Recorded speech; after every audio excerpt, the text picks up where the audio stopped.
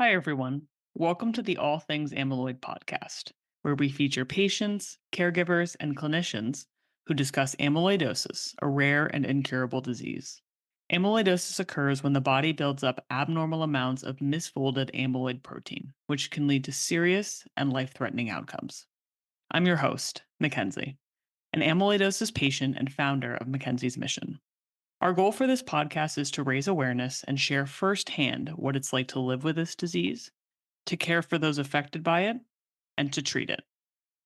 We hope this leads to earlier diagnosis and start of treatment, which will improve patient lives. Amyloidosis is a ruthless disease, attacking organs and leading them towards failure when left untreated. Fortunately, there are treatments that can help slow disease progression, with even more hope on the way in clinical trials. But what about the diseased organ, infiltrated with those rigid amyloid fibrils? Well, until there is a solution to address breaking down these fibrils, organ transplantation can often be a leading choice for patients to consider. In this episode, we'll talk with Rayna, an AL survivor who successfully underwent a heart transplant, but it wasn't an easy path to get there.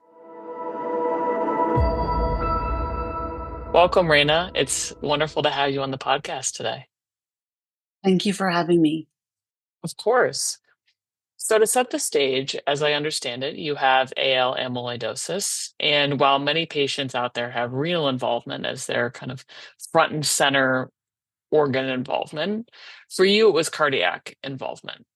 And you were diagnosed about a decade ago due to these cardiac symptoms. So let's start with how your treatment journey began back then. Well, back then, I don't believe there was an FDA approved therapy for AL. So they borrowed the treatment for multiple myeloma, which was Thybor. Mm. It really didn't do anything for me, unfortunately. And at that point, I was facing a possible stem cell transplant. Unfortunately, the challenge for my team was that my heart was really in bad shape. In fact, I think today, under today's standards, I probably would not qualify for a Mm. stem cell transplant because my heart was really in in bad shape. But we proceeded anyway, and I was very fortunate to have a complete remission. It worked to shut everything down. However, my cardiac issues remained and got worse over time. So, like you said, the stem cell transplant in and of itself was effective in shutting down that factory, but the damage that had been done to your heart was significant and kind of untouched after that. So, talk to us a little bit about where you went from there. I was supposed to go back for an annual checkup after the stem cell transplant, but it took me about a year and a half to get there because I had been so sick. Mhm. And the doctors were the doctors were concerned. There's no drugs to remove the fibrils from my heart. I was only 42 years old, and the doctors brought up the idea of a heart transplant. Wow, that's quite a major leap and a very major significant operation. So, how did you react in that moment, getting that news? It was really overwhelming. Um, in hindsight, I probably wasn't really feeling the gravity of the situation at the time. I was really just focused on survival. Um, and I did really whatever the doctor said at that point in time that was going to save my life. I have three sons. They were both in high school at the time. And I was really afraid that if I died, that it would be devastating for them being teenagers and being young. My husband was like a Superman. I mean, he worked full time throughout this whole thing, but um, I was I had a lot of things to live for at that point in time, mostly my family. Um, but my husband stood by my side the whole time. He even managed to run his job during the time I was getting the stem cell transplant. and right there in my room. Fortunately, I had a lot of family around me that was really strong. They were a great support system. Um, and yeah, it was a surreal time.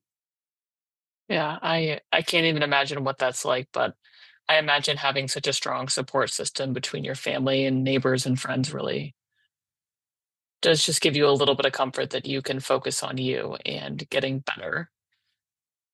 So the heart transplant discussions began, and things are starting to get really real really fast. Yeah, they and things started moving quickly when they evaluate you. You go through a really rigorous process, and you see just about every specialist. I think saw my dentist as well, and it was at that point where everything really started to like settle and start to feel heavier than it had before.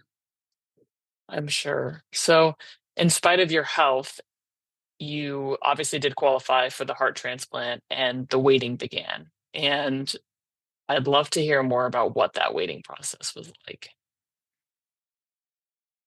It was for me. It really kind of felt like a slow torture.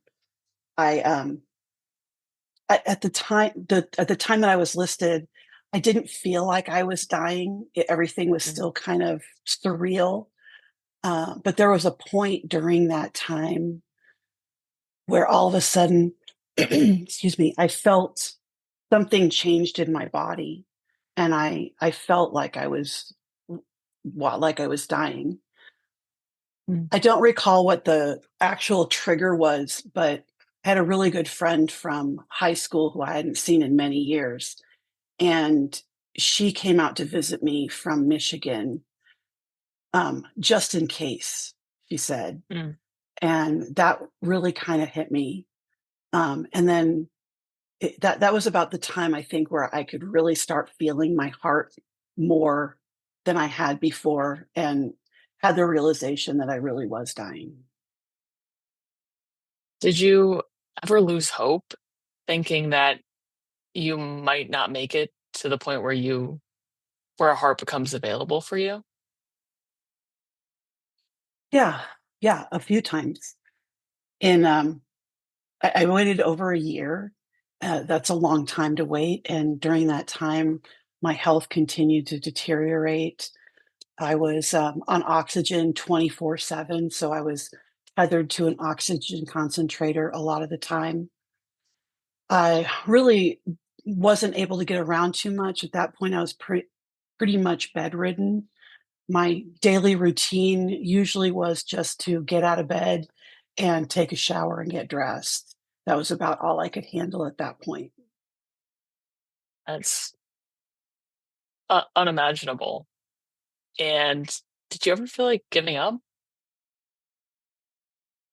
Well, yeah, I guess there were moments, but I'm not really a give up kind of person.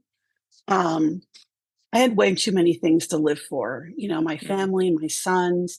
I still had things to do. I was young. Um, and uh, anytime I was feeling down in that area, my husband was always there to really lift me up and support me.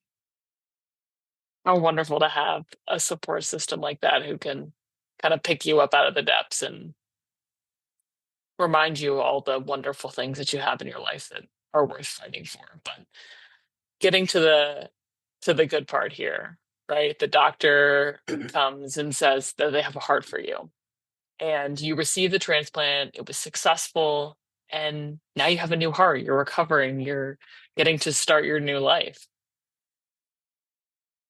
Yeah, it was like an instant thing. I mean, the second I had a new heart in my chest, my entire body felt different. But that was, yeah, 6 years ago, a little over 6 years ago.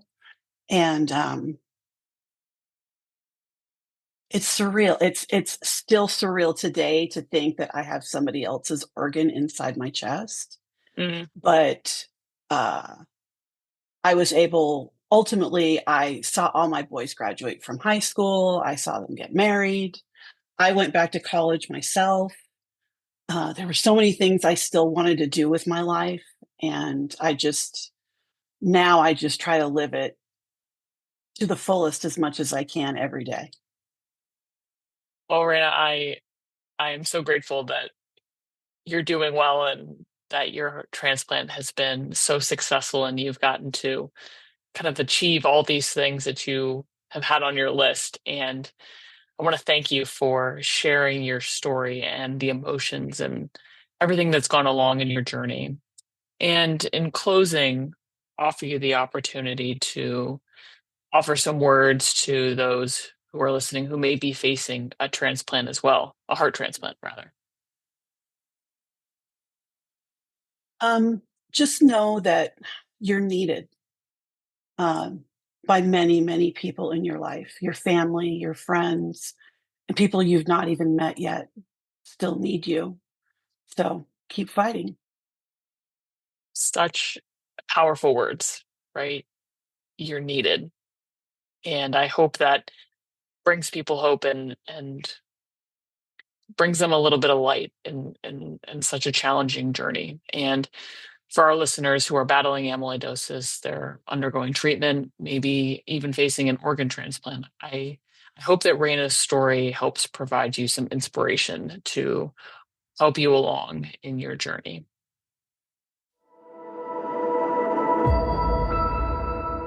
Thank you for listening to the All Things Amyloid podcast. If you find our podcast informative, please follow and share it with others.